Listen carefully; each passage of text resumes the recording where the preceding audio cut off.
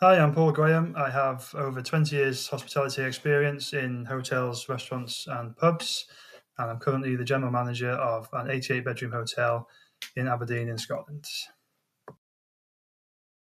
I've managed a couple of hotels, including my current job, which is in an 88-bedroom hotel with two restaurants and a pub on the side. Um, we average 140-ish covers a night, and then when we have weddings or party nights and stuff like that, we can do about 500 in total. And we've got about 60 staff for that one. Previously to that, I was managing a pub in the Channel Islands, which is a very seasonal place. But in the summer, we averaged about 400 covers throughout the day. And then when we had live music or beer festivals and stuff like that, we could be doing 1,000 covers there. Had about 40 staff for that one.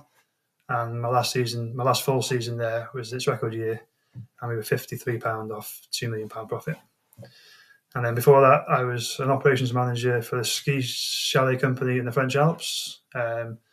Eventually, we ended up having 14 chalets, which slept about 175 people, and they were fully catered in the winter. So we had 40-ish staff, and then they were self-catered in the summer. So we dropped down to sort of 5 or 6 staff. My current role is in Aberdeen, which is it's got a big university there. So a lot of our staff are students, or a lot of the F&B staff especially are students who don't really want that many shifts per week. So we've got just over 100 staff on the books, but they kind of job share, I suppose, to fill about 65 roles between them, which is logistically quite a nightmare, to be honest. When it's busy, me or the F&B manager will greet the guests, seat the guests, tell them the specials, etc. And the other one of us will be expediting in the kitchen. And then the main restaurant seats about 86 people, and we do about 110, 120 in there. So there's a lot of relays to do. So we'll make sure the team are on top of that. And then I just kind of sit back and overview the whole service, I suppose. I've got a few years' experience with the financial side of things. I'm responsible for all the forecasting and budgeting in my current role, and I've been for my last few roles as well.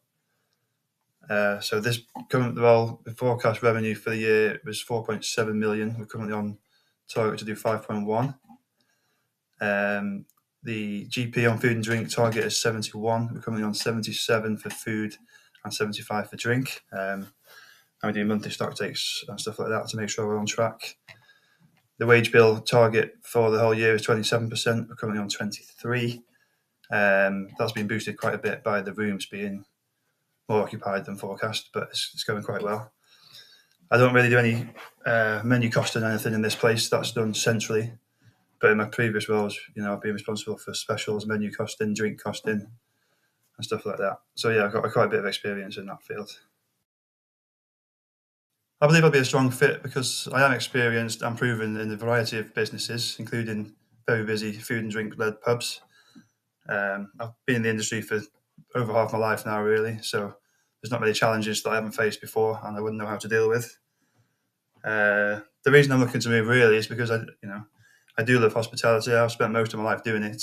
And the way this country is going, there won't be much of an industry in 10 years, to be honest with you. I loved Australia when I was there. I've been offered sponsorship a few years back. I couldn't take it for family reasons, but they're no longer an issue now. So I'm available to move out whenever, and I'm keen to do so as soon as possible.